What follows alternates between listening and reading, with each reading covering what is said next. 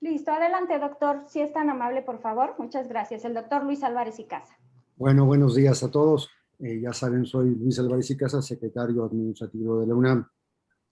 Hace unos pocos meses constituimos la Comisión Interna de Igualdad de Género de la Secretaría Administrativa. En realidad la organizamos un poco considerando los tamaños de nuestras direcciones generales.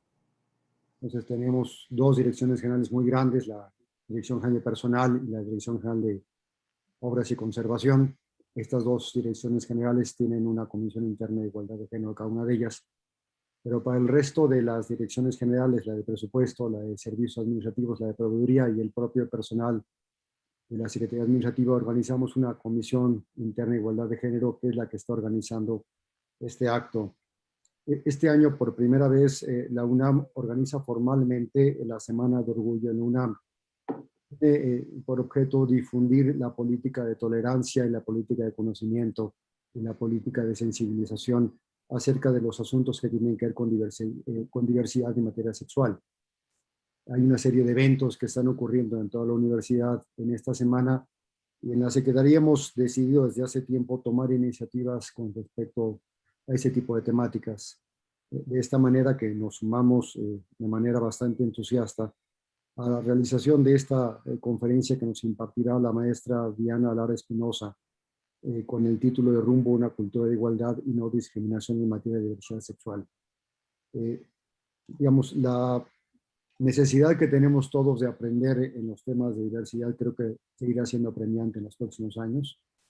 La UNAM ha vivido, y ustedes lo saben, sobre todo a finales del año 2019 y principio de 2020, ha vivido eventos importantes relacionados con las reclamaciones de las mujeres para una sociedad más igualitaria, y esas reclamaciones se extienden evidentemente a otros grupos que están en minoría, que están claramente incluidos dentro de la necesidad de educarnos y de conocer mejor qué pasa.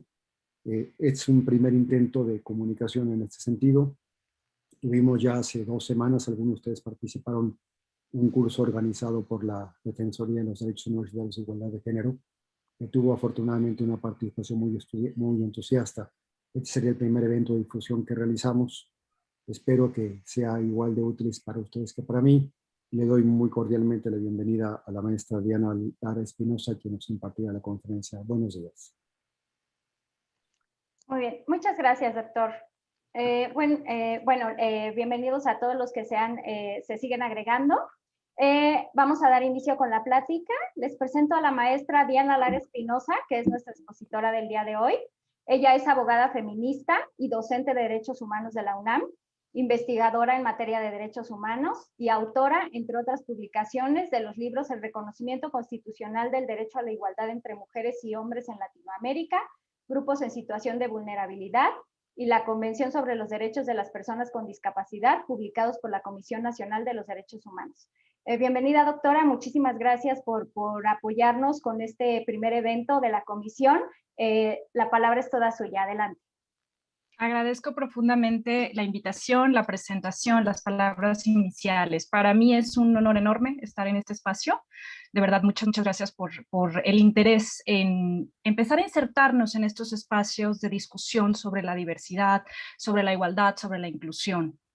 Me gustaría iniciar pidiéndoles que, sin decirlo, cada quien piense con absoluta honestidad, por eso no lo vamos a compartir todavía, algunas situaciones en las que su vida cotidiana, su trabajo, su familia, el supermercado, se han topado con una situación relacionada con la diversidad sexual que les ha generado incomodidad, confusión, preguntas, cuestionamientos. Cuando platico de estos temas en docencia, generalmente las y los docentes me dicen, ¿cómo le digo la o lo a una persona estudiante que no identifico como la o lo? Bueno, pues no le dices hasta que la persona se identifique, ¿no? Un poco para empezar a plantear cómo podemos resolver aquellas cuestiones que nos son complicadas. Ojo, no debemos sentirnos mal porque no sean complicadas. Crecimos en entornos homofóbicos, lesbofóbicos, por supuesto misóginos. No tenemos nadie aquí, nadie en ningún lugar de México tiene un entorno familiar totalmente incluyente, absolutamente con una comunicación perfecta que facilitara que nos fuera fácil convivir con aquello que nos enseñaron que es diverso. que nos enseñaron que es diferente y que por lo tanto nos enseñaron que está fuera del círculo de lo correcto, de lo esperado, de la expectativa, ¿no? Me gustaría que fueran pensando un poco en esas situaciones y espero que al final podamos tener espacio. Si alguien quiere compartir alguna a título personal o decir el amigo del amigo, no pasa nada, lo podemos compartir. Bueno, voy a iniciar con una presentación solo para dejar algunos elementos. La podemos cortar si la comunicación con ustedes fuera más preguntas, quisieran interrumpir esto, mucho más importante escucharles que poner diapositivas. Pero de todas maneras aclaro que hice poquitas porque me gustaría más interactuar. Bien. Lo primero que quiero plantear con ustedes es el concepto diversidad. ¿Por qué lo quiero plantear? Porque generalmente pensamos en la diversidad como lo diferente, ¿de acuerdo? Como aquello que está fuera del estándar. Claro que el problema es el estándar, deberíamos empezar por ahí. No debería haber un estándar, no hay una naturaleza de cómo debemos ser, no hay una definición del ser humano debe ser así o asá. Entonces, ya pensar que diverso es diferente, más bien siempre es diferente ¿a quién? A mí. Y cuando decimos las personas diferentes o decimos las preferencias diferentes, estamos asumiendo, lo digo con todo respeto por si ustedes usan la expresión, hay que deconstruirnos, estamos diciendo yo estoy bien, tú estás mal. Yo estoy bien, la persona diferente es la que está mal. Tenemos que empezar a pensar dos cosas, que yo también soy diferente, ¿a quién? A los 7 billones de seres humanos que hay en el mundo, y que es bueno ser diferente, que es parte de una construcción del ser humano. El ser humano es diverso, no hay un solo ADN idéntico al otro, por tanto no hay un solo ser humano idéntico al otro. Entonces, la diversidad nos habla de la variedad, de la abundancia, de las muchas opciones, de la diferencia, de la apertura, nos habla de la multiplicidad. Nos habla de cómo somos todos y todas, que somos diferentes y por tanto somos todos y todas diversos. A lo mejor nos parecemos más unas u otros, a lo mejor un tema étnico, a lo mejor un tema cultural, a lo mejor un tema social, a lo mejor un tema religioso, pero en principio hay diversidad en absolutamente todo, en la misma familia, nadie es igual a nadie. Y entonces nos encontramos con diversidades culturales, étnicas, en la discapacidad, no lo puse, pero en la familiar, diversidades cognitivas, lingüísticas, no solamente por el lenguaje, sino también por la forma de expresarnos. El español no es el mismo en el norte del país que en el sur del país, que en Argentina, que en España. Diversidad sexual, por supuesto, una de tantas, una de tantas, eso es lo que quiero ilustrar aquí, que la diversidad sexual es solo una forma más de ser diversa, diverso, y en este entorno de múltiples diversidades que podemos encontrar en la humanidad, vean cómo solo una tiene que ver así en la diversidad sexual. O sea, no es algo diferente que debería abrumarnos, que debería complicarnos. Ahora, aquí entre nos, se tiende a pensar que las personas no heterosexuales son menos que las personas heterosexuales. Pero eso también es una confusión derivada de que pensamos que la heterosexualidad es lo regular o lo biológico. En realidad, según un estudio de Kensey, que bueno, tiene unas críticas interesantes, pero él, después de un estudio con estudiantes, considera, determina, que el 50% de la población humana es no heterosexual. No heterosexual desde una perspectiva muy cuadrada en la heteronormativa, en la que soy una mujer y solo me gustan los hombres y ni siquiera puedo voltear a ver a otra persona, o sea, no tanto así, claro, pero que la perspectiva de la heterosexualidad, voy a poner un término malo, pura, sería el 50% de la población. Y que el otro 50% de la población vive con alguna de estas características a las que llamamos diversas. Voy a ahorita criticar esa cuestión, pero lo voy a plantear de esa manera. Entonces, no son menos las personas no hetero que las personas hetero. O sea, ya no estamos hablando de menos, de un grupo minoritario. Y aún así, si lo fuesen, eso no nos daría un permiso mayoritario aplastante de tratarles diferente. ¿Estamos de acuerdo? Eso sería lo primero que tenemos que evaluar. ¿Y por qué es importante? Bueno, evidentemente porque todas y todos somos seres humanos, pero por cómo tratamos a las y los demás. Les pongo un ejemplo. En algún momento me tocó platicar con un estudiante de maestría de la Facultad de Derecho, ya tiene tiempo, que se presentaba, se identificaba y abiertamente anunciaba que era una persona homosexual, así se identificaba, y él decía, bueno, él es parte de una asociación defensora de derechos de las personas no heterosexuales. Y yo le preguntaba, ¿cuáles son tus experiencias de discriminación que ves en el posgrado? con todo respeto, en toda la UNAM, no nos espantemos, en toda la UNAM, en cada espacio hay un resquicio de discriminación. ¿Por qué? Porque es parte de la humanidad, también es parte de todos los espacios públicos y privados que existen, las familias, no nos espantemos. Y él decía, fíjate que la forma más evidente de discriminación que yo observo es que las y los docentes asumen que todos y todas somos heterosexuales. Y sí, esa es una forma de discriminación, porque cuando yo entro a un grupo y pienso que todo mundo es heterosexual y con ese permiso considero que puedo hacer un comentario que pueda resultar homofóbico, ya de por sí el problema está en la homofobia, pero entonces espero las risas, espero no solamente espero que mi público sea hetero, espero que se ría, o sea, que sea homofóbico.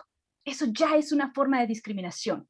Cuando alguien en una ventanilla se nos acerca y consideramos o asumimos que debe ser de determinada manera, debe ser de un color de piel, debe no tener discapacidad, debe ser hombre y no mujer, debe ser hetero, ya estoy discriminando. Cuando yo asumo que las personas son heteros, salvo excepciones, ya estoy discriminando, porque no estoy considerando la diversidad. Todas las planeaciones, y esto incluye las planeaciones académicas, de becas, las planeaciones económicas, las planeaciones universitarias, tienen que considerar todas las diversidades. Si no lo hacen, estamos discriminando.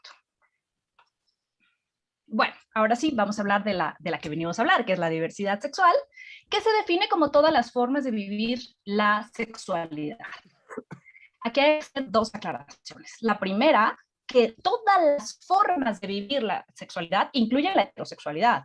O sea, a eso me refería cuando les decía que pensamos que la diversidad es lo diferente. Bueno, sorpresa, la heterosexualidad es una de tantas formas de vivir, expresar, manifestar, disfrutar la sexualidad. No, es solo una. Por eso verán, es comunidad y decimos lésbico, gay, bisexual, transexual, transgénero, travesti, intersexual, queer, y hay quien agrega una diagonal H que significa y heteros, o sea, así como que y aparte, pero todo en un mismo grupo, en un mismo colectivo que se llama seres humanos. La otra aclaración es que la sexualidad no es sexo. Nos hemos quedado con la idea de que sexualidad es tener relaciones sexuales o tener un sexo, pero la sexualidad va muchísimo más allá. Bueno, aquí me faltó decirles que esta idea de sumar la heterosexualidad a la diversidad y de integrar todas las formas de sexualidad le restan valor político al heteropatriarcado, al heterocentrismo, a la idea de que solo hay una forma de ser y es la heterosexual, ¿no? Bueno, esta visión de la sexualidad, esta visión abierta, desprende el concepto de sexualidad de lo meramente biológico, de la mera asignación genital, de la mera asignación endocrina y, por supuesto, de la vinculación sexo-reproducción, que hace mucho que debimos haberla olvidado. Fíjense cómo en todos los discursos se sigue hablando, o casi todos se sigue hablando de derechos sexuales y reproductivos, derechos sexuales y reproductivos. No. Derechos sexuales, cosa 1. Derechos reproductivos, cosa 2. No siempre el sexo está vinculado con la reproducción, incluso deseando la reproducción, es decir, otras vías sexuadas para la reproducción, o para la crianza, o para la paternidad y la maternidad, pero además el sexo no por sí mismo debe estar en vínculo con reproducción. Eso es muy, muy importante. Son derechos independientes. Y decíamos, entendemos a la sexualidad como todos los aspectos relacionados con el deseo, que incluyen al cuerpo, al pensamiento, al erotismo, a las expectativas, a los tabús, a las costumbres, a las reglas, y no solo a la cuestión genital endocrina. Eso incluye las prácticas sexuales, las prácticas sociales, el filtreo, el coqueteo, el cómo nos acercamos a alguien y sabemos que ese acercamiento no es de amistad, ese acercamiento tiene una intención erótica, eso ya tiene elementos eróticos. Las normas culturales, sociales, incluso legales que tienen que ver con estos elementos, el lenguaje que usamos, cómo modificamos incluso la mirada cuando estamos con una intención erótico-afectiva, respecto a cómo miramos un hijo o una hija, cómo miramos a una amistad, ¿no? Nuestras actitudes, la forma en que transitamos en los géneros, porque no todas las mujeres son ni deben ser, por supuesto, femeninas, ni todos los hombres quieren ser o deben ser masculinos. Las mujeres pueden ser mujer heterosexual masculina, mujer homosexual, lesbiana, femenina o masculina, es decir, este tránsito que no es de 0 a 100 es precisamente una forma también relacionada con la sexualidad. Las dimensiones históricas, por supuesto, cómo se va modificando en el contexto histórico, psicosociales, culturales y corporales que van desde cuando nacemos hasta la muerte. El tocamiento sexual a sus propios órganos genitales que tienen, los órganos sexuales que tienen bebés y niñas, en general en los varones es bebés y en las niñas es en los 5 o 4 años, que tienen un acercamiento a su sexualidad, no desde una perspectiva sexual erótica, sino desde una perspectiva de autoconocimiento del cuerpo y de placer, porque el cuerpo pues le produce placer en su tocamiento y lo pueden disfrutar desprendidos completamente del contexto erótico. Entonces, todo esto y hasta la muerte, porque también luego desprendemos a las personas adultas mayores de la sexualidad, desprendemos a las personas con discapacidad de la sexualidad, asumimos que no tienen deseos eróticos, que no tienen necesidades, y las personas con discapacidad, como cualquier otra persona, tienen deseos eróticos, ¿no? Entonces, tenemos que entender a la sexualidad como toda esta dimensión humana desde el nacimiento hasta la muerte. También, por supuesto, lo que casi siempre decimos que es sexualidad, la identidad sexual, la orientación sexual, la preferencia sexual, que son cosas distintas, las formas en que nos relacionamos afectivamente, el erotismo, evidentemente lo que ya sabíamos, la genitalidad, y todo tipo de práctica sexual, tal como la elegimos, tal como la deseamos, tal como la fantaseamos incluso, también los sueños, los deseos, lo que buscamos. Claro, les decía, lo que generalmente asociamos con sexualidad es el sexo, por supuesto, hombre o mujer, que diferente del género, femenino, masculino o neutro. Lo vinculamos generalmente con orientaciones y con identidades sexuales, pero como ven, el ámbito es mucho, mucho, mucho más amplio que solamente algunos elementos de los que generalmente hablamos. Y por tanto, nos referimos a pluralidad de prácticas y creencias relacionadas con nuestra expresión sexual, entre las que se incluye la no heterosexualidad, que quede claro, y no podemos solo vincularla con la heterosexualidad, sino que tenemos que entender que hay un ámbito enorme para que nos demos un poquito cuenta. Ahorita voy a enlistar algunas y las voy a explicar algunas de las orientaciones. Entonces, ¿qué derecho tenemos esencial desde la perspectiva de la diversidad sexual, independientemente de si somos, de cuál es nuestra orientación sexual, con cuál nos identificamos, o si estamos moviéndonos de una a otra, que también se vale, más bien que también es natural? Explorar libremente la sexualidad propia y obtener placer de ella. Y entonces vamos a decir que este derecho, esta expresión es absolutamente independiente de nuestra orientación sexual, preferencia sexual, identidad sexual o identidad de género, ahorita las vamos a aclarar, e implica, perdón, la participación, esas son las reglas, solo implica la participación de personas adultas sexuales. Este concepto, yo armo el concepto adulto sexual, pero el contenido del concepto es un concepto de Marta Lamas, que nos dice que las personas deben ser capaces de comprender los actos que están realizando sexualmente hablando y de asumir sus consecuencias. O sea, dice Marta Lamas, todo se vale en el ámbito sexual, ya propiamente sexual, el placer sexual, pero tenemos que asegurarnos de que estamos participando. 1, 2, 500 personas, da igual, cada quien sus preferencias, ahora sí voy a ver las preferencias, el gusto, pero siempre que nos aseguremos que todas las personas que están participando en el acto sexual, en los actos sexuales, son conscientes de lo que están haciendo, capaces de comprenderlo y capaces de asumir sus consecuencias. Esto no es un tema de edad. Hay personas con discapacidad que pueden asumir sus consecuencias, hay personas adultas mayores que pueden y hay personas de 18, 20, 30 años que no pueden. O sea, esto no es un tema de edad, es un tema de capacidad.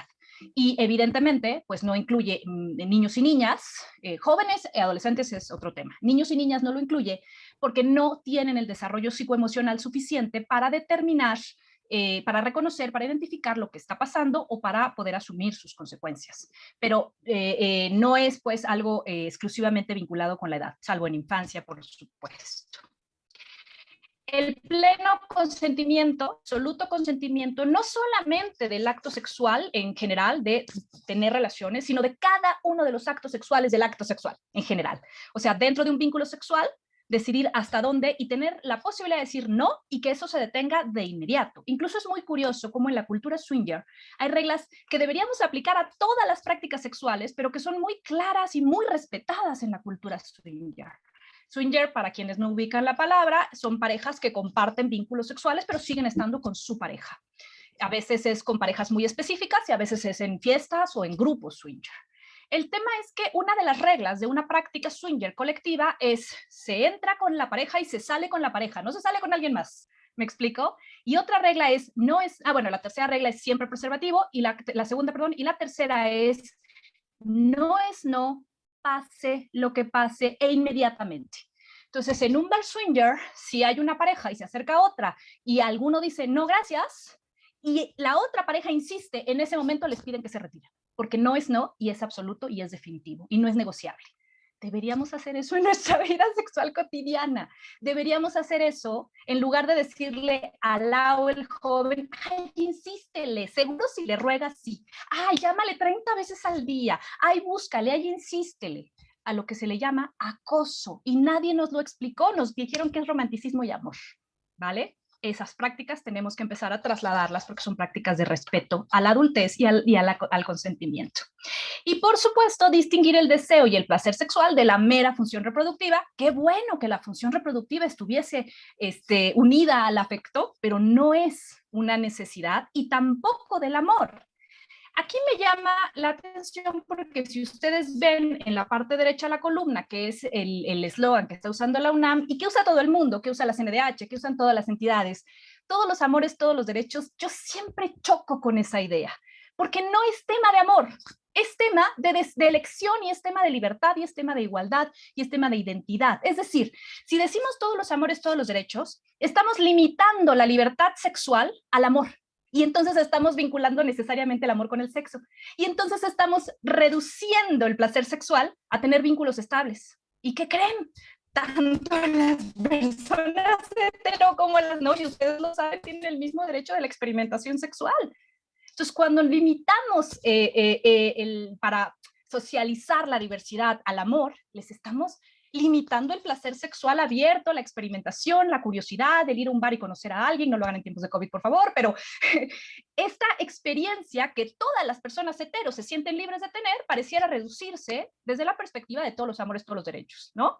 Entonces, tenemos que empezar, vuelvo a lo mismo, a abrir nuestro pensamiento a la verdadera diversidad, completa, total y absoluta, incluida la heterosexualidad. Y no la heterosexualidad como regla, lo demás por excepción. Y muy rápidamente, pero en el momento en que quieran, y aquí abro voz, si alguien quiere hacer alguna pregunta específica sobre los conceptos que voy a hablar en este momento, me interrumpe. Si no me interrumpen, asumo que son conocidos, entonces no me detendré, pero sí los voy a mencionar. Bueno, el primero es la orientación sexual, que es básicamente, o yo lo reduzco, lo limito, lo conceptualizo porque se me hace más fácil, en quién me erotiza, quién me genera erotismo. Eso yo no lo elijo. Yo me siento erotizada o no me siento erotizada. Lo que sí puede pasar es que en algún momento de mi vida me eroticen las mujeres, en otro los hombres, en otro las dos, en otros, bueno, ahorita vamos a ver otros tipos de orientaciones, ¿no? Hay más que 3, ¿eh? Preferencias sexuales, ¿qué me erotiza? Es una práctica que me genera atracción, erotismo, como la práctica swinger, como los juguetes, etcétera, etcétera, ¿no? Las prácticas que me generan erotismo. Repito, todas, absolutamente todas se valen siempre que haya adultez sexual y consentimiento. ¿Cómo me identifico respecto al sexo? Es la identidad sexual, y cómo me identifico respecto al género es la identidad de género. Aclarando aquí, muy importante, que cuando decimos sexo hablamos de hombre-mujer, y cuando hablamos de género hablamos de femenino-masculino, neutro, y que hay un concepto más que es identitario, que tiene que ver con no sentirme ni hombre ni mujer, que son las personas no binarias. Entre otros muchos conceptos, estoy limitándolos a los más evidentes y hay unos que se desprenden de ahí. Entonces, la orientación sexual, a lo que mucha gente llama preferencia, y que incluso en documentos llama preferencia, yo me voy con la OMS y me parece mucho más apropiado, y también me voy con la Corte Interamericana, que habla de orientación sexual y no de preferencia, porque la preferencia implicaría una elección y la orientación no se elige, por eso. Es una atracción emocional, erótica, sexual, romántica y afectiva, duradera, porque es como un periodo largo o toda mi vida hacia ciertas personas. ¿Quiénes? Si soy heterosexual, a una persona, no digamos del sexo opuesto, por favor, porque los sexos no están opuestos, del otro sexo. Si soy homosexual, de mi mismo sexo. Si soy bisexual, de ambos sexos, y ahí les van otras. Si soy pansexual, me atraen todas las personas, independientemente de su sexo biológico o identitario, lo que implicaría, por ejemplo, mujeres, hombres transgénero, hombres, mujeres, sin un enfoque directo a la genitalidad. Es decir, la atracción erótica sería independiente propiamente de la genitalidad específica. Si soy demisexual, me atraerán, más bien, demisexual puede ser una persona que es hetero, homo o bi, pero la característica esencial de la demisexualidad es que el erotismo, la atracción, el deseo, se genera a partir de la intimidad emocional o intelectual. Es decir, es una persona que no podría ir a un bar, conocer a alguien y sentir deseo. Necesita conocerle más, saber un poco de esta persona, encontrar algún clic, algún vínculo, algo que le atraiga, algo más allá. A partir de ese más allá se genera la atracción sexual, no antes. Antes de eso se llama asexualidad temporal. Ahorita explico eso. Pero la demisexualidad además tiene muchísimos niveles, lo que significa que habrá personas demisexuales que requieran menos conocimiento de la otra persona y habrá personas que requieran amor a ese nivel, pero no necesariamente amor. Hay muchos niveles de intimidad que pueden llegar a generar la atracción. Y cuando digo demisexual y explico demisexual, mucha gente empieza a comprenderse a sí misma, a sí mismo, de por qué su atracción tarda en llegar. Bueno, pues es una característica. Y la última, bueno, no, hay muchas más, pero estoy igual englobando, la asexualidad, que implica que la persona no tiene un vínculo erótico, no siente deseo erótico, no siente deseo. Ojo, sí puede enamorarse, sí puede sentir afecto, sí puede querer a alguien, pero no siente deseo sexual. Y no es una enfermedad, es algo perfectamente sano, es parte de la diversidad y es más o menos el 10% de la población. No hay estudios como muy claros que nos lo digan, pero no es un porcentaje bajo y no está mal. Y a veces estas personas, las personas asexuales, se ven tan forzadas cultural y socialmente a tener vínculos sexuales que los tienen sin sentir placer. Incluso pueden obtener físicamente un orgasmo, pero no se sienten vinculadas con el placer. Y esto, pues evidentemente tendríamos que hablar de un tema de respeto a las características, ¿no? Y por supuesto, la orientación es independiente del sexo biológico, de la identidad de género o de la identidad sexual. No la elegimos, es propia de la persona, le es inherente y la vamos descubriendo, porque ahí estaba, en la pubertad y la adolescencia, aclarando que puede modificarse, podemos navegar, no tiene por qué ser permanente. ¿Por qué la mayoría de las personas se representan, se identifican como heterosexuales, aunque sientan deseo, curiosidad, interés sexual erótico en otra persona, en una persona que no sea del otro sexo? Porque les presionamos, porque les decimos que eso es lo correcto, que eso es lo sano, que hay que reproducirse, que hay que casarse, etcétera, etcétera. Y entonces, para cumplir la expectativa, se presentan socialmente conforme a lo que les han dicho que debe ser, sin darse permiso de explorar esos otros deseos. Para que se den una idea, la verdadera heterosexualidad se definiría como una persona que gusta solo y exclusivamente de alguien de otro sexo, pero que no tiene ni capacidad de voltear a ver a alguien y de parecerle atractiva. O sea, que si yo me represento o me identifico como heterosexual y veo a una mujer, ni siquiera puedo identificar que es bonita. ¿Estarán de acuerdo conmigo que eso no existe? Todos y todas tenemos la capacidad de encontrar belleza en otros cuerpos. Entonces, la heterosexualidad propiamente pura, pues a lo que llamamos pura, no existe, ¿no? Nos han vendido que así es porque así debemos ser. Y les decía, puede variar a lo largo de la vida. No provoca una conducta sexual determinada. Esto lo digo mucho porque tendemos a pensar, por ejemplo, que los varones homosexuales, ¿cuántas veces no se ha dicho que los varones homosexuales son agresores sexuales potenciales? Pues no, la mayoría de las y los infantes sexualmente agredidos es por varones de su familia, que se representan como heterosexuales, ¿no? Entonces, aislemos este tipo de estereotipos, aislemos la idea de que se produce una conducta determinada a partir de la orientación sexual. Simplemente tenemos deseo como cualquier otra persona. La otra pregunta clásica es, ¿tú cómo supiste que eres homosexual? Bueno, igual que tú supiste que eras hetero, el día que te gustó a alguien, punto, hasta ahí, no hay más ciencia que esa. No define, no cambia, no modifica el carácter ni la personalidad, no nos hace más femeninas ni más masculinos o más masculinas o más femeninas. Es un cliché pensar que los varones, porque son homosexuales, son más femeninos. Algunos sí y algunos no. No dejan de ser hombres por ser homosexuales. Habrá además personas que se identifiquen como mujeres siendo biológicamente hombres, pero eso es otra cosa. Eso no es orientación sexual. Eso es identidad sexual. ¿De acuerdo? Entonces tenemos que empezar a distinguir para comprender y luego para integrar. Bueno, ya no rige el comportamiento. E incluye, como les decía, homosexualidad, heterosexualidad exclusivas, que son un mito, muchas formas, muchos niveles de bisexualidad, porque hay personas bisexuales que son capaces de erotizarse y enamorarse de personas de cualquier sexo, y hay otras que no. Hay otras que son capaces de erotizarse con ambos sexos, pero solo enamorarse de uno, por ejemplo. Pansexualidad, ya lo expliqué, erotización por cualquier, no por cualquier persona que pase por la calle, o sea, por cualquier sexo o identificación sexual. Demisexualidad, que tiene que ver con la identidad, afectos o intimidad, y les decía la sexualidad, que es perfectamente regular, es algo que, de lo que no hablamos, pero que existe y que, ojo, además, todas las personas tenemos periodos de asexualidad. O sea, puede ser por temas emocionales o puede ser porque en algún momento de nuestra vida no queremos y son periodos asexuales. Algunos que tienen que ver con cuestiones hormonales quizá tengan que verse desde una perspectiva médica, pero en general no es algo que nos esté afectando. Es un momento, un periodo de nuestra vida en el que no tenemos una intención sexual y también es algo perfectamente regular, ¿no? La preferencia sexual, ahora me voy a ir, ya, lo otro es uno más específico, aquí es más general, la preferencia sexual, que es el qué, cuando decimos qué, nunca hablamos de seres humanos, hablamos de prácticas u objetos, y aquí hablamos de opciones que probamos para elegir la satisfacción sexual, para tener una mejor satisfacción sexual. Y todas son válidas, ya lo dijimos, siempre que seamos personas adultas sexuales, otorguemos pleno consentimiento y cualquier acto que no se desee se suspenda. Esto ya lo comenté. La identidad sexual, que es cómo me identifico respecto al sexo, es una autodefinición tu definición de la persona como hombre o mujer.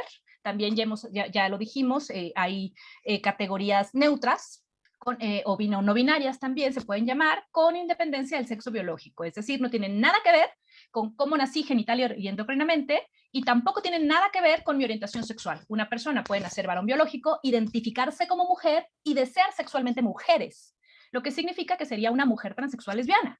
Claro, nos cuesta mucho trabajo integrar estas diversidades, pero pues son parte de la diversidad humana, ¿no? Esta, fíjense, la determinamos a los 2-3 años de edad, cuando el niño o la niña empiezan a decir soy niño, soy niña, porque independientemente de su genitalidad, ojo, a esta edad no han descubierto su genitalidad, no saben que los seres humanos tienen diferente genitalidad, y aún así a esta edad ya voltean a ver y dicen, no, me parezco más a papá, me parezco más a mamá, me parezco más a tía o a tío, y esto no está vinculado ni con su genitalidad, ni describe su futura orientación sexual. Simplemente, niños y niñas se identifican como tales, en congruencia o no con el sexo biológico. Y finalmente, la identidad de género, que describe que todas las personas desarrollan una imagen mental de sí mismas, nos autoidentificamos, nos reconocemos, formamos nuestra identidad, y en este proceso de identificación que permite la propia autodescripción, somos conscientes de esta individualidad, somos conscientes de quiénes somos, nos autodefinimos. Para autodefinirnos, a lo mejor necesitamos un tatuaje. ¿A qué voy? Nos vemos al espejo, un espejo que puede ser emocional, no un espejo físico, y nos decimos, sí soy quien quiero ser. Y entonces a lo mejor para sí ser o no, para dejar de ser diferente a quien yo me siento ser, para poder ser yo misma, a lo mejor requiero un cambio de color de cabello, a lo mejor requiero un tatuaje, a lo mejor requiero una cirugía estética, a lo mejor requiero, yo qué sé, vestirme de otra manera. Pero esos cambios que hacemos en nuestra forma de presentarnos al mundo nos permiten identificarnos con la persona que está en el espejo. Y a veces ese cambio es un cambio de sexo, porque no me siento como mi genitalidad me dice que soy. Me está definiendo una genitalidad que no me es propia, con la que no me identifico. Entonces, la identidad sexual es este grado en que me identifico con la de género, con un género u otro, hablando de cómo me presento ante el mundo. Y para la OMS, para la Organización Panamericana de la Salud, es un grado de identificación con estos dos géneros o neutro, porque aquí dice o alguna combinación de ambos. Precisamente hablamos de esta neutralidad. Ya hay casos en tribunales, como en Canadá, donde alguna persona en este proceso entre identidad sexual e identidad de género dijo, tu país no me puede, tu estado no me puedes decir si soy hombre o soy mujer, yo no me siento ni una ni otra, me tienes que reconocer como neutro, y así lo ha determinado el Tribunal Constitucional. Voy a ir cerrando porque me gustaría escucharles y nada más quiero hacer algunos comentarios finales. El primero es una carta, bueno, son dos cartas que a lo mejor vieron en internet que a mí me parecen especialmente significativas, de dos jóvenes que las suben a las redes, a Twitter en su momento, a otras redes, para expresar cómo sus familias les han reconocido. Las cartas están en inglés, voy a leer una traducción propia, me disculpo si hay errores, si aquí hay personas que sepan mucho más inglés que yo, me disculpo, pero más o menos es la idea. La primera carta es del papá de James, que dice: James, esta es una carta difícil, pero que necesita ser escrita. Espero que tu llamada telefónica no fuera para recibir mi bendición por degradar tu estilo de vida. Tengo mucho cariño a los recuerdos de nuestro tiempo juntos, pero todo eso ya forma parte del pasado. No esperes ninguna conversación futura conmigo, ningún tipo de comunicación. No iré a visitarte y tampoco te quiero en mi casa. Has tomado tu decisión. Fíjense cómo piensa que es una decisión, por errónea que pueda ser. Adelanto, bueno, lo digo, los dos chicos son homosexuales. Ningún tipo de comunicación. No iré a visitarte y tampoco te quiero en mi casa, perdón. Has tomado tu decisión por errónea que pueda ser. Dios no concibió un estilo de vida tan antinatural. Si decides no venir a mi funeral, mis amigos y mi familia lo entenderán. Ten un buen cumpleaños y una buena vida. Ningún intercambio de regalos aceptado. Adiós, papá. Esto es impresionante. Yo sé, papá de James, sea quien sea papá de James, no ha interactuado con la diversidad, no ha identificado la diversidad, está vinculado con conceptos religiosos que le impiden la plena aceptación de la diferencia, lo que él considera diferente. Otro chico subió, Nate, subió su propia carta. Leo la traducción. Nate, escuché tu conversación telefónica con Mike anoche acerca de tus planes de salir del closet conmigo. Lo único que necesito que planees es traer jugo y pan después de clase. Estamos fuera, habla de closet, como tú ahora. He sabido que eres gay desde que tenía 6 años. Te he amado desde que naciste. Papá, posdata, tu madre y yo creemos que tú y Mike hacen una linda pareja. Yo siempre, esta es la primera vez que no lloro, yo siempre lloro con la segunda carta, porque me es profundamente representativa de la diferencia y de la aceptación. Yo sé, yo no le puedo pedir a todos los papás y todas las mamás que tengan estas construcciones previas para poder aceptar de esta manera. Pero el trabajo es que nos acerquemos lo más posible a ser el papá de Nate, con todas las personas que conocemos, con todas las personas a las que tratamos, que seamos respetuosas y respetuosas de su espacio, que no les sometamos a explicarse a sí mismas. Y no solo hablo de la diversidad sexual, hablo de no explicarse por qué eligen una carrera, de no explicar por qué renunciaron a un trabajo, de no explicar por qué se visten de determinada manera o por qué no se visten de determinada manera. Hablo de aceptar al otro ser humano con sus decisiones y no intentar cambiarle, porque cambiarle es no respetarle, es decirle que está mal y por supuesto es decirle que yo estoy bien. Una cosa es orientar, otra cosa es apoyar, otra cosa es aconsejar cuando nos lo piden y otra cosa es querer cambiar al ser humano. Bueno, ¿qué nos toca hacer respecto a la diversidad? Nos toca entenderla como característica de la humanidad, ya lo dijimos, todos y todas somos parte de la diversidad. Nos toca celebrar la individualidad y la diferencia, cada ser humano es diferente, cada ser humano es un ser humano perfecto, único. Nos toca regularizar nuestro pensamiento para convivir con esa diferencia dentro de lo que normalicemos, lo que hagamos general, lo que no consideremos distinto o diferente o peligroso. Y nos toca romper con todos esos estereotipos que nos dicen cómo se supone que deberían ser las personas para dejar de exigirles ser como creemos que deben ser. ¿Y qué debemos hacer ante situaciones que nos parecen confusas en relación con esta diversidad? 1. Identificar las barreras externas. Barrera externa es todo aquel impedimento cultural, estructural, social, familiar, lo que sea, cualquier, incluso físico, que impide a una persona ejercer su derecho. Si soy una persona con discapacidad motriz, usuaria de silla de ruedas, tu escalera es una barrera para mí. No es mi silla de ruedas, es tu escalera. Rompe con eso y ponme una rampa de ángulo correcto que me permita acceder, porque el problema no soy yo, el problema está en ti externo, mundo, infraestructura que no es accesible. Entonces, empezar a identificar en materia, en este caso de diversidad sexual, yo esperaría que en todo, pero poco a poco, ¿qué estamos haciendo? ¿En qué estamos contribuyendo a ponerle escaleras a la gente, barreras a la gente? Identificar los tratos diferenciados arbitrarios. Ahorita voy a decir mi técnica favorita para eso. Cuando yo puedo tratar a las personas diferentes, sí, siempre y cuando haya una justificación necesaria. Es decir, hay tratos que deben ser totalmente igualitarios para que sean justos y hay tratos específicos que debemos dar a las personas que están en desventaja para que se puedan colocar en ventaja, o mejor dicho, en igualdad, no en ventaja. yo tengo que empezar a identificar cuáles de mis acciones representan tratos diferenciados, injustificados, arbitrarios, violentos, que no tienen sentido alguno. Los míos, empiezo conmigo, por supuesto, para poder realizar ajustes. Estos términos, el verde y el rosa o morado, vienen mucho de discapacidad. El ajuste razonable es aquella modificación que hacemos al entorno para que apenas si logremos equilibrar las desigualdades, ¿no? Recordar, ya se los dije, que soy diferente. Yo también soy diferente. Nada de ver al otro, a la otra como la o el diferente. Todos y todas lo somos. Y mi ejercicio favorito, el cambio de roles.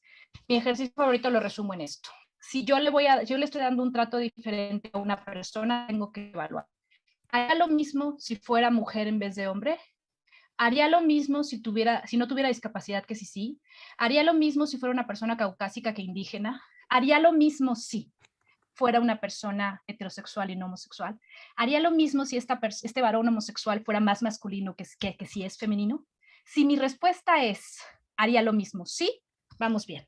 Si la respuesta es no o no sé, cuidado, porque no sé vale como no. Y bueno, abramos el diálogo. Les escucho. Muchas gracias. Muchas gracias, maestra.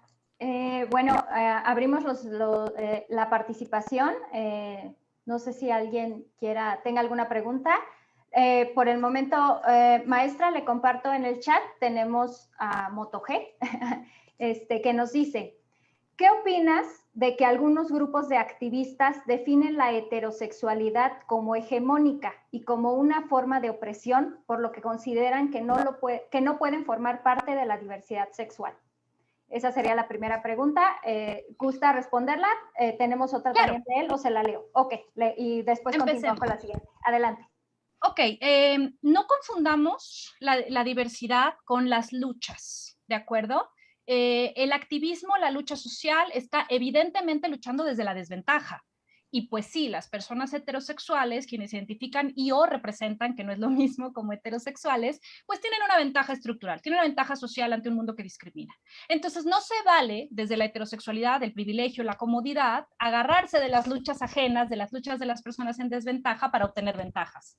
Creo que va por ahí, más bien va por ahí este tema. Claro que el activismo dice, esta es mi lucha, no te metas, igual que el feminismo dice, con todo respeto, hombres, esta marcha es de mujeres, porque estoy desde mi desventaja, desde mi diferencia, desde la violencia que yo he sufrido, que tú no entiendes, que tú no conoces, que tú no has percibido, lo siento, con permiso, estoy haciendo mi propia lucha, mi propio reclamo. Entonces, una cosa es que entendamos que todas las personas somos parte de la diversidad y que todas y todos debemos respetarnos e igualarnos, y otra cosa muy distinta es querer agarrarnos de una lucha ajena, de un movimiento ajeno, de un activismo ajeno. Entonces va por ahí. Yo creo evidentemente que en el activismo no se vale involucrarse. O sea, no involucrarse, no, involucrarnos siempre. Insertarnos para aprovecharnos, que es otra cosa. De acuerdo. La siguiente pregunta también de MotoG dice, ¿qué opinas de los grupos que abogan por los derechos de las infancias trans? ¿Los niños, niñas pueden saber si deben transitar a otro sexo? Claro, creo que la tercera palabra que quiso escribir es niñes. Niñes, ajá, sí, me imagino. Supongo, no la puso, pero creo que quería decir niñes. Este es un debate muy complicado. Hay dos cuestionamientos importantes al respecto. El primero es si se vale el transfeminismo. ¿Por qué? Porque las personas transexuales que también han sufrido una multiplicidad de discriminaciones, hoy día se insertan, se identifican con una lucha que ha sido exclusivamente de las mujeres, y para las mujeres hay un conflicto, para las mujeres feministas, bueno, no todas, algunos grupos, hay un conflicto de esta como eso, colgarse, moverse, llevarse de una lucha histórica de las mujeres a partir de personas que han tenido algún privilegio, ¿no? Y esto se ve reflejado, es un cuestionamiento paralelo en si niños y niñas pueden identificarse y además, por ejemplo, cambiar el acta de nacimiento, vestirse de otra manera. Yo creo que lo que tenemos que hacer es dejar de imponer, ¿no? Tenemos que reconocer que niños y niñas tienen la capacidad de autodescribirse en la medida en que su autodefinición lo permita. y que si yo soy niña, me siento niña y quiero usar ropa que dicen que es de niño, pues tengo el mismo derecho que si yo soy niño, me siento niño y quiero usar ropa que dicen que es de niña, que si soy niño, me siento niña. ¿Me explico? O sea, ¿por qué vamos a decirles quién es ser? Ahora, muy diferentes son las tomas de decisiones relacionadas con cirugías. Las cirugías en infancia solo deben ser necesarias, no deben ser estéticas nunca, salvo bueno, algunas cuestiones como nariz, cuando hay un accidente, etcétera, etcétera. Y aquí, yo sé, no estamos entre lo estético y lo necesario, pero no es médicamente indispensable. En realidad, el mejor protocolo de ética médica identifica que si bien niños y niñas trans, en ese momento transgénero, deben poder elegir si tienen o no, y también intersexuales, perdón, no dije intersexuales hace rato, deben elegir si tienen o no una cirugía, hay que esperar el momento en que su madurez emocional se los permita. Entonces, con cirugías yo creo que no deberíamos meternos desde una perspectiva de no necesidad médica urgente o indispensable, pero sí con la de identificación, o sea, con la posibilidad de representarme social, culturalmente, como yo quiera, sea quien sea. La pregunta es, si se lo permite a una persona adulta, ¿por qué no le permito a una niña o a un niño vestirse como quiera, representarse como quiera, nombrarse como quiera? Si alguien aquí tuviera un niño, digamos un niño, olvídense de la diversidad sexual, es un niño, y dice, yo no me quiero llamar Pedro, me quiero llamar Juan, ¿le dejarían hacer este juego de cambiarse el nombre registral socialmente para poder identificarse? Yo creo que sí. Habrá quien diga es una etapa, bueno, pero a lo mejor ese nombre no le identifica, ese nombre no le nombra, ¿me explico? Porque eso es un nombre, me nombra. Bueno, pues a lo mejor no quiero ser Juan, quiero ser Ana, porque Juan no me nombra, ¿me explico? Primero, desprendámonos de una conducta meramente erótica, porque el niño o la niña no está hablando de erotización, está hablando de si Ana le representa o Juan le representa, ¿vale? Llegará un momento en que hable de la erotización, pero no es el momento. Y segundo, ¿cuál es el problema en reconocer e identificar que las personas pueden nombrarse, verse, vestirse como se sienten más cómodas? Yo creo que ese debate empezó cuando las niñas querían usar jeans y no las dejaban. Olvídense de la orientación sexual o de la identidad sexual. A las niñas no las dejaban usar jeans. Hace muy poquito tiempo, las niñas no podían llevar pantalón a la escuela, ¿se acuerdan? Hoy día pueden llevar a la escuela y es muy simple. No se trata de orientación o identidad, se trata de quiero jugar. También quiero tirarme al suelo, también quiero jugar fuercitas, también quiero divertirme igual que los niños y no tengo por qué estar controlada por la ropa. Bueno, yo creo que estos son procesos, y con eso cierro esa respuesta, que perdón, me extendí mucho. Creo que son procesos paulatinos. ¿Qué quieres? ¿Quieres llamarte de otra manera? Te llamamos de otra manera. Mañana quieres vestirte de otra manera, te vestimos de otra manera. ¿Me explico? Tampoco se trata de hacer cambios radicales. ¿Qué quieres? ¿Qué necesitas en este momento de tu vida para ser feliz? No creo que haya una discusión al respecto, ¿no? Gracias. De acuerdo, gracias, maestra. Tenemos a Jimena Muñoz, que nos dice, hola, gracias por la plática. ¿Cuál sería una forma respetuosa de interactuar, hablar en cuestión de pronombres con una persona a la que no identificamos si es hombre o mujer? Gracias. Precisamente la respuesta inicial, ¿se acuerdan? La pregunta inicial. Esperar a que la persona se identifique. Hay muchas maneras neutras de comunicarnos con una persona sin tener que decirle la o lo, él o la, hasta que sea indispensable, ¿no? Entonces, generalmente las personas terminan autoidentificándose solas. Estoy hablando con alguien y de pronto dice, es que llegué tarde y no me sentí muy cómoda. Ah, bueno, le digo la. ¿Me explico? Y si dice cómodo, pues dígolo, pero yo puedo esperar a que la persona se autoidentifique para poder representarla, y mientras yo no tenga ese elemento, pues hago todo lo posible para hablar en neutro. ¿Les ha pasado? Seguramente sí, cuando están hablando con alguien y no saben si hablarle de tú o de usted, y buscan todas las maneras intermedias. Lo mismo con el género. Es perfectamente posible el mismo ejercicio con el género. De acuerdo, gracias. Tenemos a Juan González que nos dice, ay, perdón, es que se movió el chat. Sí. Están empezando a llegar ya más participaciones. Nos dice, en un espacio público, ¿cómo abordar una diferenciación física cuando la persona no deba estar en ese lugar por su condición? Es decir, cuando una persona aparentemente hombre quiera estar en un espacio asignado a mujeres. Eso es por el metro, fijo. Los vagones iniciales solo para mujeres, donde una persona que se representa social y culturalmente como hombre dice soy mujer y por eso se mete a los vagones, ¿no? Este tema de la... Sí, es un tema complicado, pero a ver, recordemos esto.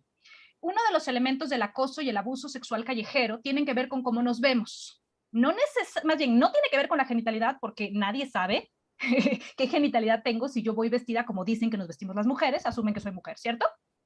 Entonces, podría traer un burka y asumen que soy mujer y no saben qué hay adentro, en mi cuerpo, ¿vale? Entonces, en los espacios donde están designados, los espacios que están designados solo para mujeres, sí están designados para una representación cultural, social y de imagen que me pone en riesgo. Y el hecho es que verme como dicen que se visten las mujeres, digo porque yo no creo en la ropa de hombre o mujer, por eso tanto digo dicen, ¿no? Es lo que me pone en riesgo. Me pone en riesgo que las demás personas crean que soy mujer. Entonces, si yo estoy en un espacio público representada socialmente como varón y tengo una identificación que no me está poniendo en el mismo riesgo que una mujer, tengo que ocupar un espacio que sea de varones, porque esa identificación pues me da un privilegio. Claro. Sí, perdón, maestra, complementando, Juan nos dice que se refiere a los baños. Que puede ser en los baños. O sea, su pregunta es hacia los baños. Bueno, los baños es el debate de la transexualidad. Hay muchos cuestionamientos al respecto. Mi mejor respuesta sería más bien un ejemplo. En un aeropuerto, perdónenme, no recuerdo el país, pero creo que también lo hay en Cancún, si no me equivoco.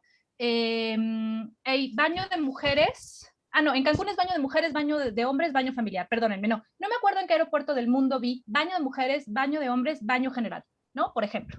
Entonces, ¿por qué? Porque, bueno, la persona que entra al baño general no tiene una identificación específica o no quiere representarla o no quiere decirlo o no le importa. Y es un poco más abierto. Los baños, desafortunadamente, también son espacios especialmente de inseguridad, sobre todo para mujeres jóvenes y niñas que entran solas. Que tienen todo el derecho a entrar solas, por cierto. Entonces, para una mayor seguridad, sí necesitamos también esta idea del espacio público bajo la representación, de manera que no se sienta una joven, una niña intimidada porque entra en un espacio que le es íntimo una persona representada socialmente como varón, ¿no? Okay, gracias. Eri, en un momento leo tu pregunta. Voy a complementar con, nos dice la licenciada Aide sobre este tema. Dice, este tema es súper importante para nosotros en los centros de desarrollo infantil y jardín de niños, toda vez que alguna vez nos pasó que un niño en el juego de roles decidió vestirse de Blancanieves y su papá, al recogerlo y enterarse de esto, nos reclamó el hecho de que a su hijo le permitimos usar un disfraz de niña. Estos temas debemos compartirlos con las madres y padres. Bueno, nos dice, nos gustaría mucho invitarte, Diana, si nos lo permites. La respuesta a la pregunta es sí, absolutamente sí, encantada, fascinada. Me encanta el trabajo con padres y madres en materia de diversidad para que lo entiendan. Pero la otra es que yo sentaría a hablar al papá. Yo le diría, a ver, querido papá, las elecciones libres de tu hijo, de la persona que tú cuidas, tú no tienes derecho a imponerlas. Tú tienes derecho a criar, a educar, pero nadie le impuso un vestido. Lo eligió, se divirtió y se acabó. No te confundas. Esto no es orientación sexual, esto es mera diversión. ¿De acuerdo? Hay niñas que se visten de hombre araña. ¿Saben por qué las niñas se visten de hombre araña sobre todo? Porque casi no hay disfraces de mujer araña. Porque no hay tenis de mujer araña y sí existe la mujer araña y nadie se los cuenta. Entonces, ¿cuál es el problema? Me puse un disfraz, me podría poner uno de Peter Pan y el de Peter Pan también es femenino, no nos hagamos. No hay masculinidad en el disfraz de Peter Pan. Tampoco en el de Superman, ¿eh? O sea, tiene mallas. Entonces, cuando empecemos a desprender estos conceptos de la heteronormatividad, de lo absoluto, vamos a poder relajarnos un poco. Desde una perspectiva igualitaria, este papá tendría que tomar un curso. Para seguir siendo padre de Sandy, tendría que capacitarse. Ok, de acuerdo. Muchas gracias. Y bueno, licenciada Aide, con gusto te contactamos con la licenciada Diana para que estén con este tema. Tenemos a Eri que nos dice, hola, felicidades y gracias por la plática. ¿Qué opinión tiene respecto a que los pedófilos ya quieren que se les reconozca como una nueva orientación sexual? Absolutamente no, porque la orientación sexual tiene que ver con una práctica que dijimos se vincula con personas adultas sexuales y con personas que pueden otorgar consentimiento y comprender, y precisamente con este consentimiento. Cuando hablamos de infancias, no estamos hablando de personas que estén en un momento en su desarrollo psicoemocional en el que puedan conocer lo que está pasando, así que la acción sexual o el acercamiento sexual a infantes es siempre violencia. Ahora, vamos a suponer en un extremo que es algo que no pueden controlar, estoy totalmente en contra de esa idea, pero si lo supusiéramos, de todas maneras hay un interés superior que es el de la infancia y siempre ganará. De acuerdo. Muchas gracias, maestra. Por el momento son todas las preguntas. Perdón, es que hay una pregunta antes que se perdió porque empezaron a llegar varias. Si me permiten, yo misma la leo. Adelante, claro. ¿Cómo implementar ese Rogelio Palma? No, es que empezaron a llegar muchas gracias, por cierto, por eso. Adelante. ¿Cómo implementar la política institucional en materia de igualdad de género en el contexto laboral? Esta es una pregunta sagrada. Hay algo que, bueno, perdón por lo de sagrada, muy importante. Mucha gente, muchas veces, muchos días, todo el tiempo y más ahora, estamos hablando de género, estamos hablando de diversidad sexual, ojo, tampoco confundirlo, son cosas muy diferentes, pero hablamos de esto, pero no logramos aterrizarlo en nuestros espacios laborales, no logramos aterrizarlo en nuestras políticas institucionales, no logramos llevarlo a la realidad, y esto es muy importante. Entonces, número uno, dicen por ahí que hay que empezar por casa, ¿no? Entonces, en nuestros espacios laborales generemos ambientes incluyentes, plenamente incluyentes. Consideremos diversidad sexual, consideremos discapacidad, consideremos sexo, consideremos origen étnico, consideremos todas las necesidades. Y una vez que logremos, se los aseguro, porque lo he hecho, lo he trabajado con empresas, fíjense, con empresas que son tan reacias aquí entre nos a implementar espacios de ambientes incluyentes, lo increíble es que una vez que generamos un ambiente más incluyente interno, se empieza a reflejar inmediatamente en lo externo, en las acciones y hasta en la publicidad. Esas empresas ya no consumen publicidad machista, por ejemplo, ¿no? Ya le dicen a la empresa de marketing, no, hazme algo mucho más elegante, esto no me gusta, etcétera, etcétera. Entonces tenemos que empezar a implementarlo, a insertarlo. ¿Por qué? Porque las perspectivas de igualdad, perspectiva de género, perspectiva de infancia, perspectiva de diversidad sexual, todas estas de discapacidad, las perspectivas no se enseñan, se interiorizan. Y si no logramos interiorizarlas, comprenderlas, asumirlas, permearlas en nuestra forma de ver el mundo, no las podemos llevar al papel, no las podemos llevar a la clase, no las podemos llevar a la norma. Es imposible que yo escriba algo que no asumo, que no entiendo, que no vivo, que no me afecta, que no me atañe. Entonces tenemos que empezar por ahí. Para que el contexto laboral y luego el contexto externo y el resultado sean efectivos, tengo que empezar a trabajar internamente. Y esto es un trabajo constante, ¿eh? No es de un día, no es de una sesión, es un trabajo permanente que hay que hacer y va mucho más allá de tomar cursos. Bien importante, va mucho más allá de tomar cursos. Se trata de hacer ejercicios de interiorización y para eso hay talleres de sensibilización, de cambio de roles, de cuestionamientos, que son mucho más privados, por cierto, que son mejor en presencial, es un poco más complicado en línea, por supuesto, y que nos enfrentan bajo la privacidad, la confidencialidad y el respeto a nuestros propios actos discriminatorios para poder cambiarlos. De acuerdo, gracias Diana. Tenemos un comentario de Yara Ríos que nos dice muchas felicidades. Ha sido una plática que robustece nuestros saberes y sensibilidad para un trato más igualitario. Ahora sí, ya revisé el chat de nuevo, ya no tenemos preguntas. No sé si alguien quiera hacer una pregunta de viva voz. Estamos atentos a las reacciones. Bueno, no sé, maestra, si gusta dar algunas palabras finales. Bueno, simplemente agradecerles, celebrarles el interés. Creo que el simple hecho de estar conectados a espacios como estos, a lo mejor a veces a fuerza, a lo mejor nos conectaron sin que lo pidiéramos, a lo mejor queremos estar, pero al fin y al cabo estamos, la mayoría con cámara prendida, la mayoría escuchando, repito, por gusto o no gusto. Ya ese simple hecho nos pone en el camino. Muchas gracias. Gracias a usted. Doctor Luis Álvarez y Casa. Sí, hola. Bueno, pues buenas tardes a todos. Creo que ha sido en general bastante ilustrativa la charla. Sí, para mí la base de todo esto tiene que ver con el respeto. Y me parece que ese es para mí el paradigma que tiene que lidiar cómo tratamos a las personas. Me parece que para mí el principio máximo es la relación con respeto. Cuando uno trata con respeto al otro, la diferencia en realidad importa poco. Creo que el respeto es la fuente de la tolerancia. Y creo que en ese sentido, pues todos tenemos que aprender a tratarnos respetuosamente, independientemente de nuestra condición, y eso incluye a los que somos de un grupo minoritario o mayoritario. Hay que tratarnos con respeto entre todos, y yo creo que esta es una parte importante de esa faceta. Agradezco mucho a la maestra Ruiz la charla, y pues a todos, a la maestra Diana, perdón, ya me equivoqué de nombre, a la maestra Diana Lara la charla, y a todos ustedes su asistencia. Tuvimos afortunadamente una participación bastante abundante. Veo conectados en Zoom en este momento 111 personas. Me parece que eso es un éxito, indica un éxito de la charla, y pues nos estaremos invitando a eventos de este tipo en los próximos días o en los próximos meses. Muchas gracias. Gracias, doctor. Bueno, pues Diana, le siguen llegando comentarios de muchas gracias. Gracias por el espacio, por los temas, por incluir estos eventos. Agradecemos, como dice el doctor, a los 111 participantes que estuvieron en esta plática. Y bueno, en nombre de la Comisión Interna de Igualdad de Género de la Secretaría Administrativa, agradecemos su participación, su interés, y los invitamos a próximos eventos que vamos a estar difundiendo cuando las circunstancias lo permitan. Les agradecemos muchísimo a todos. Que tengan muy buen día. Perdón, nada más, les puse mi Claro, mail. adelante. Si alguien tiene alguna comentario o necesidad especial, algo que quieran revisar, ahí está mi mail, estoy a la orden. Mucho gusto y gracias. Muchas gracias. Sí, les compartimos el mail a los datos de la doctora, quien guste, pueden comunicarse con la comisión y adelante, los ponemos en contacto con ella.